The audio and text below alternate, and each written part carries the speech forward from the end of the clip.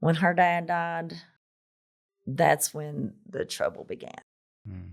Gotcha. What can you tell us what you mean about trouble beginning when he passed? Well, because whoever done this to her would not have done that had her dad been alive.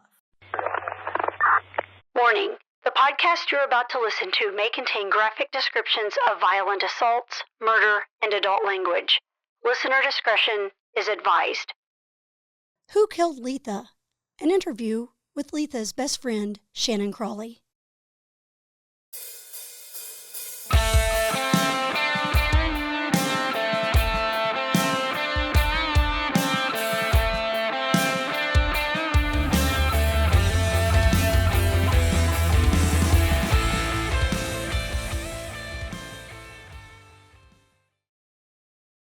Welcome to the Murder Police Podcast. We are at Madison County Library today. We have with us Miss Shannon Crawley. Shannon, how are you? I'm good. Thank you for having me. Mr. David, how are you over there? Good. This is just another important piece of Letha Rutherford's case. Is again to learn who Letha was, and there's no better way to do that than talk to the people who were Titus and best friends at the time of her disappearance. And Shannon, that's you. So thank you for coming and sharing your story about Letha. This is important. Thank you. It's very long overdue, in my opinion. I would tend to agree. We 32 agree. years. 32 years. So. Well, Shannon, you've told me that Letha was your best friend. So why don't you tell us a little bit and tell our listeners who Letha was? Well, Letha and I were kids of kind of the same neighborhood. We didn't live in the same neighborhood, but we had mutual friends, and she had some family that, came around there, and we met through some other people, and we hit it off, and we became inseparable, and she became family. Like my big sister, she was a couple years older than me, and we were inseparable. Yeah, it's nice to have those kinds of friendships. Yeah, I've told David before when we had recorded one on my best friend who also was murdered, how, and I'm sure you and Letha were much the same. Oh, yeah. That best friend kind of becomes a soulmate best friend. Like you get to where you're reading each other's minds and movements and actions, and you know them so well, almost as well as you know your own self. Exactly. Speaking of that, what do you think it was that drew y'all together? I mean, what did you see in her, and what do you think she saw in you, or what kind of things did y'all have in common that made you so inseparable? Well, I think for us, just being in the same circle of people, same background, she was a younger sister of a brother, and I was the younger sister of a sister who was pretty much a tomboy. We were close in age, and, this was the late 80s. So, you really didn't have anything to do but meet friends and hang around and run up and down the country roads and just be kids, teenagers. Especially out there where y'all were, off Jack's Creek and Dry Branch and everything. For people that aren't familiar with the area, that's a rural part of Fayette County. Yeah. Now, she was from that area. I was not. Gotcha. She had family who lived on Union Mill, which is on the Jessamine County side. But like I was telling Wendy, all that runs together because it's rural. She had, family that worked in tobacco and fixed people's cars. And, they, like I said, we all just knew everybody. Her father, knew the same people. And, it was just so small. And there was a little store that we would all gather at, and we would just have fun and just be kids. Neither one of us were driving at the time, so we would just walk the neighborhood and meet up with other people and just hang out. And, she had an older brother, so when he started driving, we would ride around with him and just do our typical teenage stuff. For sure. Any idea where that little store was at? It was on a road called Logana Road. The building's still there, but it's closed. And then there was another store that was closer to where she lived, and that's called Spears Store. There was two stores. There was a Spears Country Store, which was like right on the corner of Tate's Creek and Spears. And then there was another one. We called one the country store and one the regular store. Because one store, the people that owned it, Dawn and Irene, they would cook food, and that's where a lot of migrant workers would come out there because there's a lot of tobacco farms out there. Then you've got the river that goes down, Valley View and all that. And so we all just kind of migrated everywhere. It was kind of like right in the middle. But Logana was the most popular place for kids. That's not too terribly far from our farm in No, Jessamine it's County. not. We come down Logana to Yeah. make it to Richmond. It's one of the routes we take. So Yeah, and I lived on the corner of Union Mill and Logana, which at that time there was not that big house. And my dad had old cars, and everybody loved them, and people knew that that was my dad, and they would, come up there and be like, "Can I look at your cars?" And Letha's brother and cousins and everybody knew me, and we were all just really good friends. Gotcha. We'll have to look for that place. We on will. I Logana. think I know the little store she's talking about at the corner of going down towards the river. It's Spears, we know Spears. yeah, everybody that's a the knows. neat little store. The entire area is gorgeous. The Oh, entire yeah. area is It gorgeous. is very For beautiful. the local listeners, we're talking about it. It butts right up to Raven Run Sanctuary, Mm-hmm. which is a place that people in Lexington have flocked to for years when the weather's right and whatnot. So, more about you and Letha and who she was. Can you tell us when you met her and when you hung out with her? What was her personality like? What was home life like? And stuff like that. Just see if we can paint a picture of who Letha is. Well, when I first met her, her father was still living. He eventually passed with a heart attack. But when I first met her, neither one of us drove. I was probably about 12 or 13. They lived out in the rural country. It was just your typical home life. I mean, her dad, she was a daddy's girl. And I mean, he always he let her do whatever she wanted to, but she knew what not to do because she knew that if he didn't like it, she would get disciplined, and not anything bad, but just she knew he didn't like that. He worked for a blacktop company, so we would always go places with him. Sometimes we would go with him to pick up his check, and he would take us to McDonald's. Back then that was like That was a big big thing. thing, Oh wasn't it? yeah, I think the ice cream machine worked back then too. yeah, for sure. Maybe That's not. back when the burgers were burgers. But we didn't really do anything special. They lived out in the country. They had game roosters. We would, go out with him and check on the chickens, and then they would go and do their little cockfighting things, and we were just always on the move. If we weren't at her house, we were at my house. If we weren't there, we were running around with her cousins because she's really the only girl. Gotcha. She was very tomboy, Yes, I was going to ask very about that in a tomboy. minute. Yeah. But she could be feminine when she wanted to be, which I was a tomboy. I mean, I think all the girls in our neighborhood were tomboys because we had boy cousins, or we had boys out there that were like our brothers, and they would, beat us up and teach us to be tough, But her home life, it was, good until her dad died. And then when her dad died, things weren't so good. But it was always fun. And then when she started driving, her dad had bought her a little yellow gremlin. And we thought we were like Thelma and Louise. No. We thought we were on top of the world. And I remember she had a gremlin, and the front grill, it was kind of broken. And so her dad was always rigging things up. And they had put a chain through it one time to keep it from, coming open and the hood flying up. And we would drive so fast down Spears Road, and we'd jump the hills, and we'd just giggle, and we'd just have a good time. It was just me and her. When I got my driver's license, she and I and a couple of guys we knew that we were friends, we went to the Winchester Drive-In, which isn't there anymore. And I mean, we thought we was on top of the world. I had a Mustang, one of my old Mustangs, and we just thought we were really doing something. But we were just two little young teenage girls that didn't care about tomorrow. We were living for today. So. Yeah. Living your best life. That's right.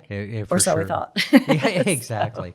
Now, going back to where she was raised and stuff like that, I remember when we talked before that, tell us about her house. Not that not to demean it, but I don't think people understand how rural parts of this county could be in the 80s. So when you go down Spears Road, you're going to turn on to Jacks Creek. And Jacks Creek's going to go down towards the river, opposite of going like towards I-75. So when you would go down, it was all country, and her road would veer off of Jacks Creek at Dry Branch, and you go on down Dry Branch, and it would white off. And when you would go to that, it was a dead end. And I think her home at one time, years before they ever lived in it as a house, might have been like a little general store, like long time ago. And it was small, about 3 rooms, maybe 4. It had a kitchen sink that ran off the well, but there was no indoor facilities as far as bathrooms and things like that. But, you know, they lived primitive, and I loved going down there because I got to live primitive too, you know, and it was just fun. And I mean, it was in the middle of nowhere. There's a river that runs somewhere down through there. I never went that far, but we would just hang out in the house. She had a washing machine, one of those old wringer washers. And I remember her washing the clothes off of that. And I was like, oh my God, let me do it, you know, because to me, that was fun. So I felt like she lived fun. And ironically enough, there's people now that work really hard to live what's called off-grid. And that's, you know, because I've always been attracted to that primitive stuff too a little bit. That's why I found it, because I think, didn't you say before they had a dirt floor? Was it? I think it was dirt. Again, that's been so long ago. I know it was either dirt or very, very old wood. No, that would make sense. Yeah. It would be that. But yeah, that's that thing. I think it's funny when we see people live like that, but some of us look at that as the weekend getaway or the getaway. Oh yeah. Yeah, too neat. So for sure. It's But you know, I never thought anything less of the way she lived or where she was at. I mean, my dad delivered mail. We had a big, 3-bedroom, big ranch style home in a rural, like in a suburb, which you all know that area. It's kind of suburban, but rural, I guess. But I'd rather stayed with her than where I was at because we had so much fun. People were always down there. Like I said, she had an older brother. His friends would come, and then their cousins would come, and everybody. That was like the fun hangout place. Right. A lot of people went to their house, like from Nicholasville, Lexington, things like that, because they were a well-known family. Well, that's neat. That's no good thing to get this out 30-some-odd years later, is to tickle the memories of all those people, which I think is the goal, is to get that out too. So, but going back to her again too, what were her like favorite things? If she had particular things that really, I knew you said before she fought, because the tomboy in her is that. Yeah. She liked to go to the chicken fights. Okay. I think, like I said, I think that's just because that was bred in her.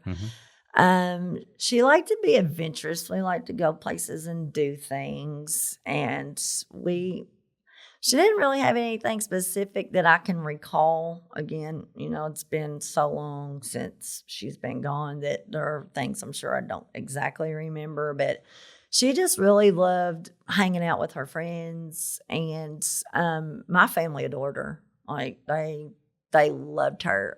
A lot of times she and I would just go to my sister's house, which my sister's passed away now. She had cancer. She died in 2017, but I mean, she looked at Letha as her little sister. Gotcha. I remember that, like, my sister's in-laws, they would have derby parties. They would have Halloween parties, everything. And, we could go down there and do whatever we wanted because, my sister was like, well, y'all do whatever you want to. You're, 16, 17 years old.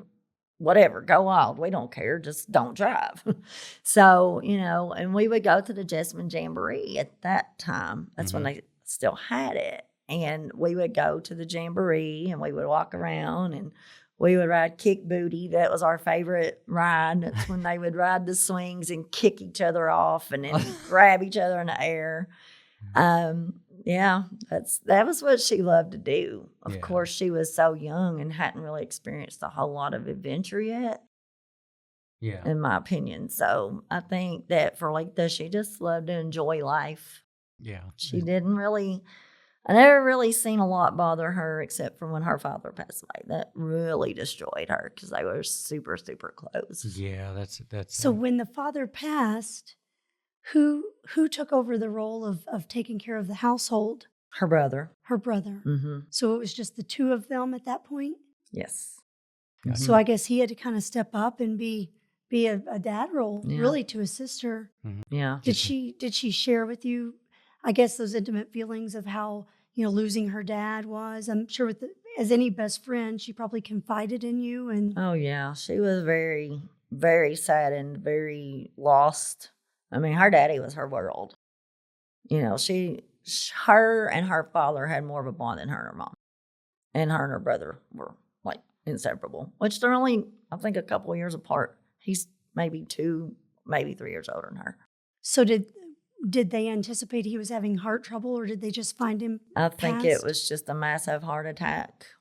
I don't think that there was any indications. He was 54, which isn't old. That's young. Yeah. That's young. I don't really know what led up to it, but I remember she had called me when it had happened, and she was very, very. Had she come home and lost. found him?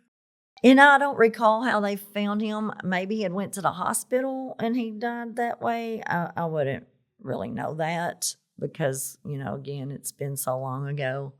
I think he died in like 1991. I think he died the same year she went missing.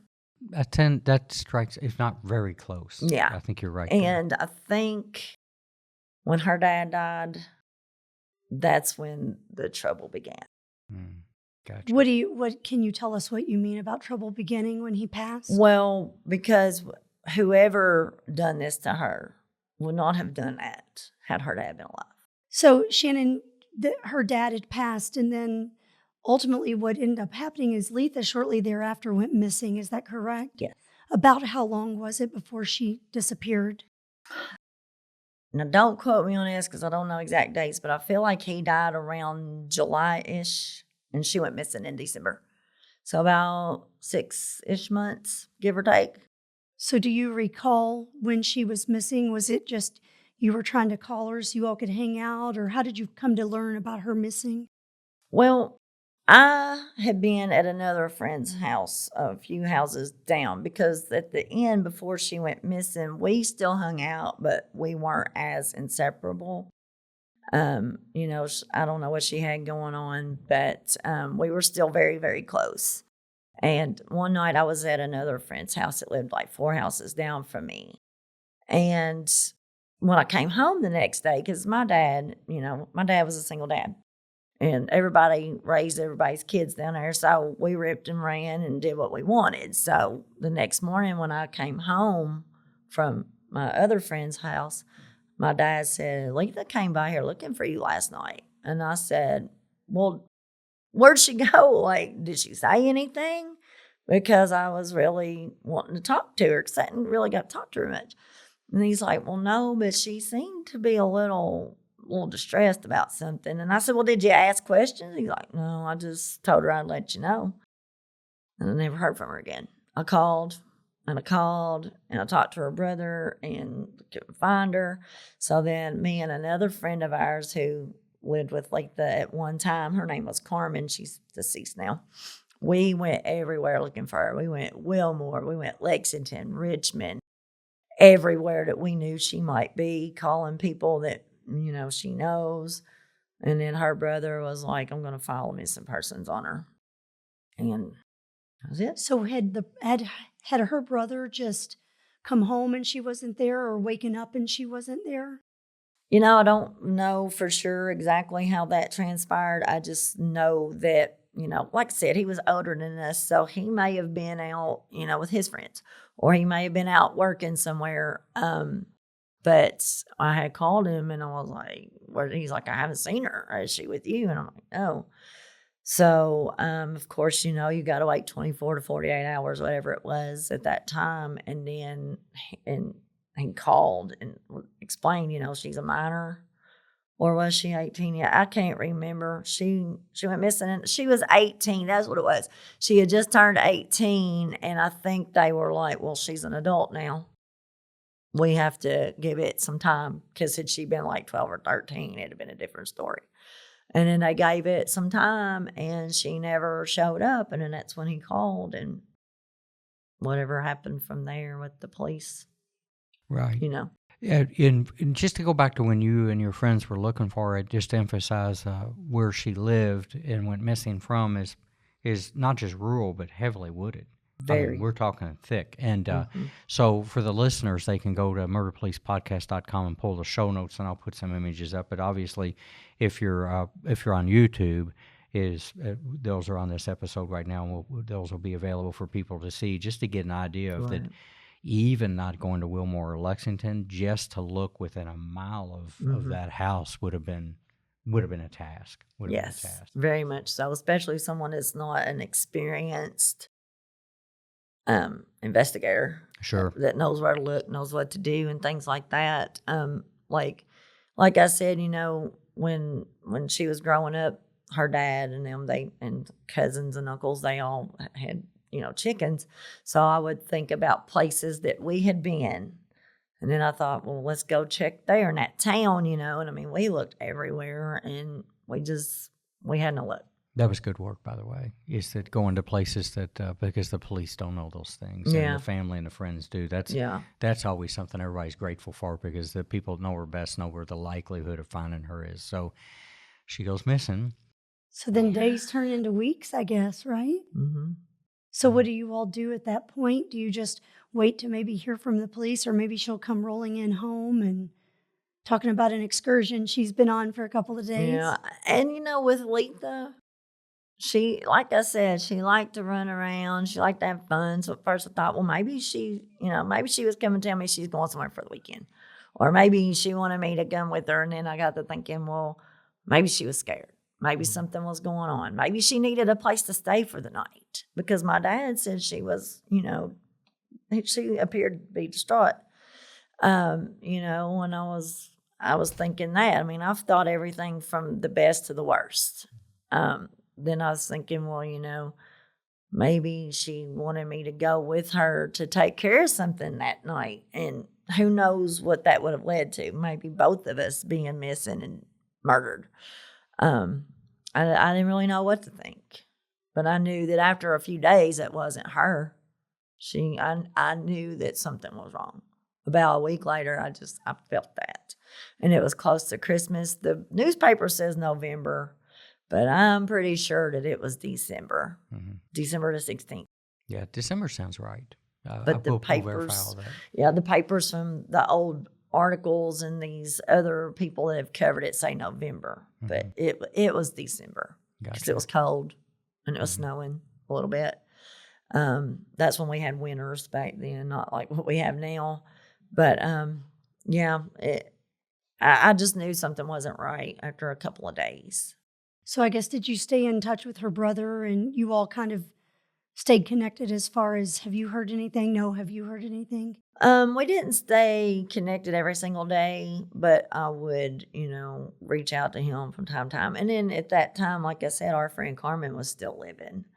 And, I would reach out to her. Have you heard from Little Hog? Have you heard from, Joe Bob, which was a cousin? Have you heard from Philip, which Philip's passed now? A lot of these people that were in our circle have passed away. But, have you talked to this one, or have you talked to that one? Did you think to call so-and-so, or did you all think to look here? Like, what are we going to do? Just trying to rack your brain and come up with anything. Mm-hmm. So at what point, I guess some months go on, and it just kind of, you all are kind of still looking, but nothing's turning up.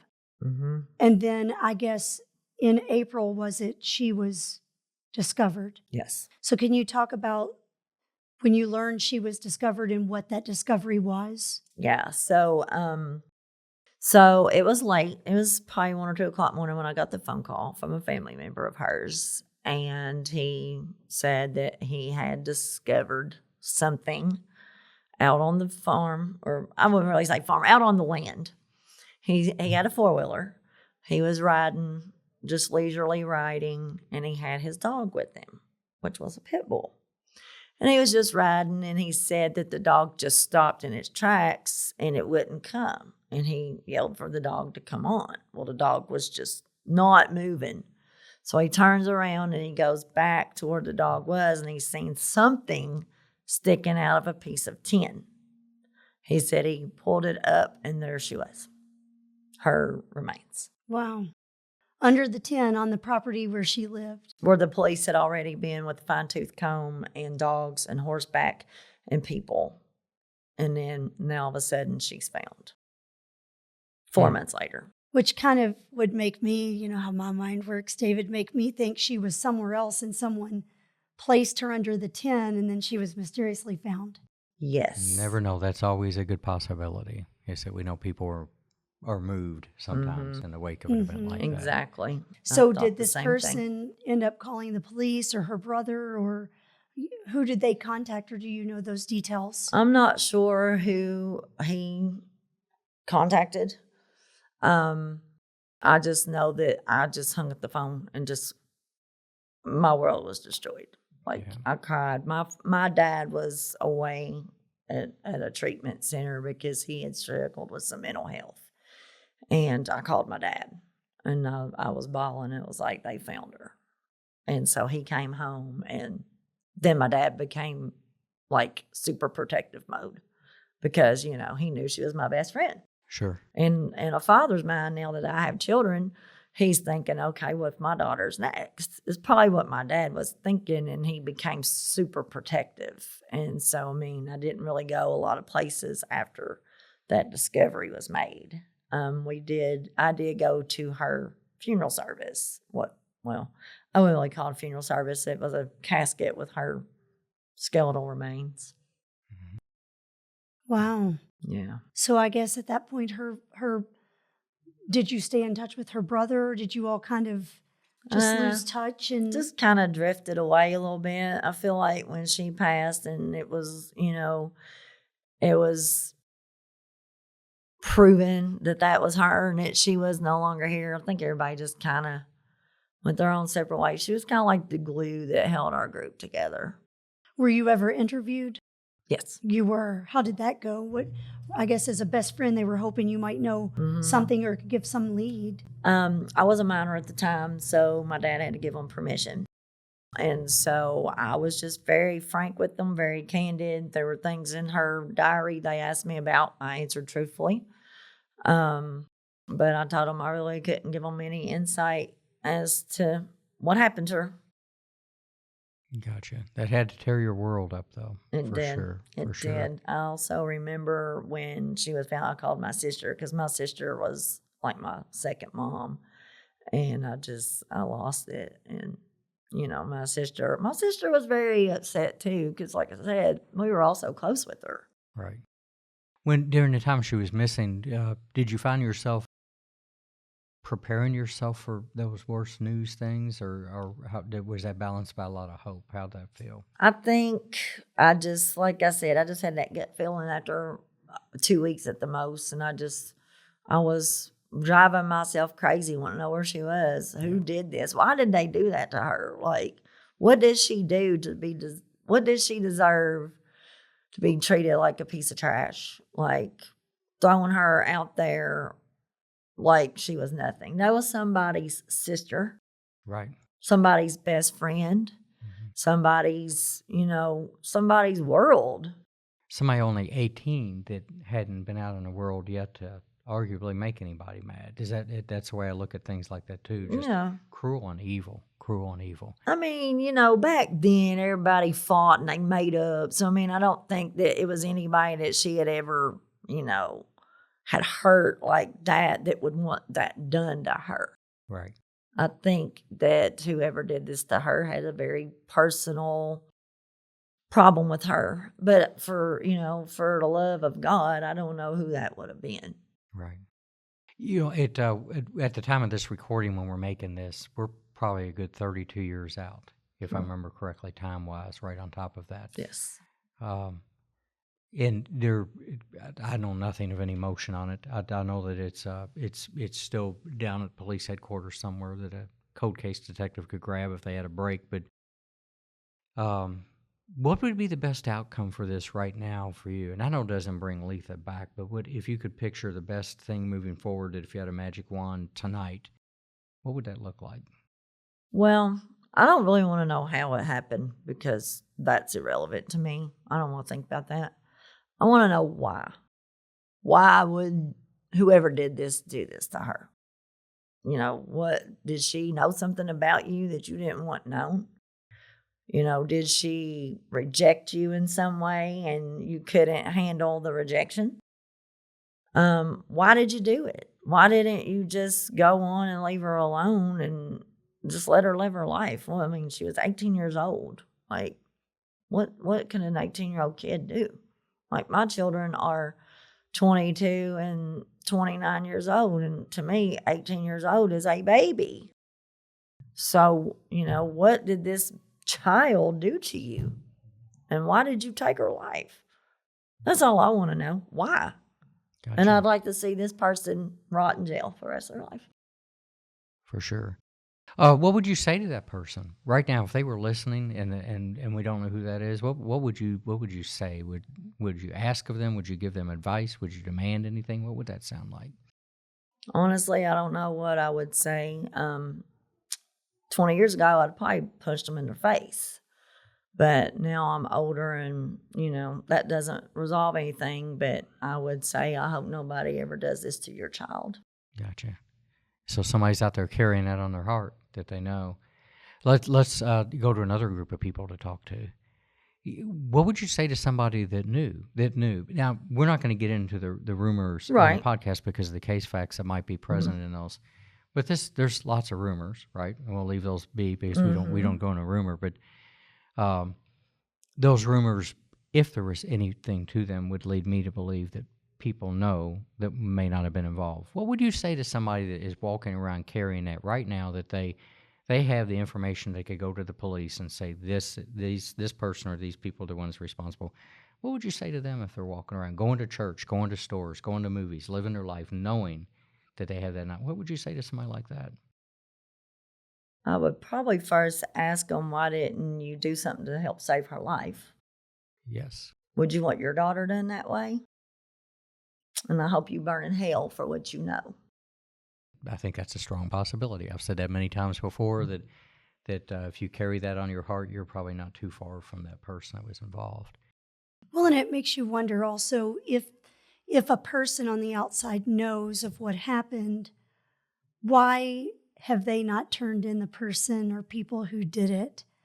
Why are you protecting them? Of course, like you said, it can't bring Letha back, but the guilt that person hopefully, and maybe don't even have guilt, but the guilt they should feel knowing, I know this, and I know that this person or these people are out there walking around and has never had to pay for what they've done to her.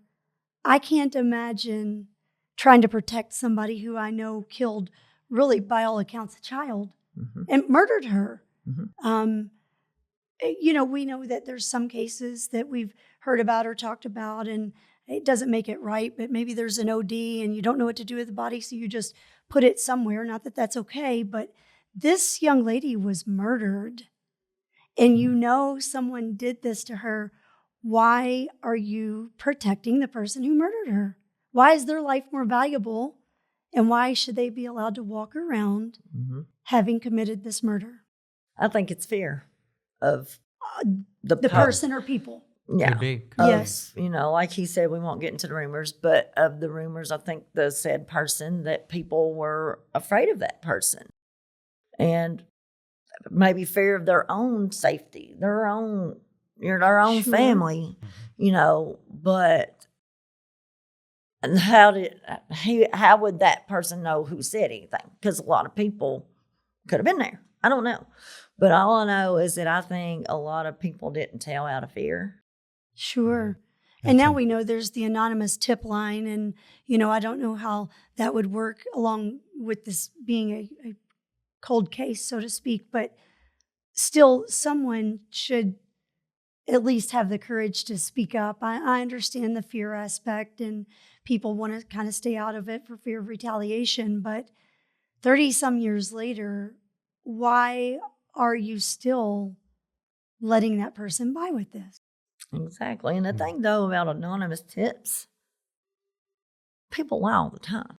Right. How do we Right. know what's real and what's not? You know what I mean? That's right. Welcome to the life of an investigator. Right. Because you go through them. Tip lines will work. Tip lines, no matter where you go, if somebody provides the information, all that information, usually there's no problem with that getting back where it needs to be.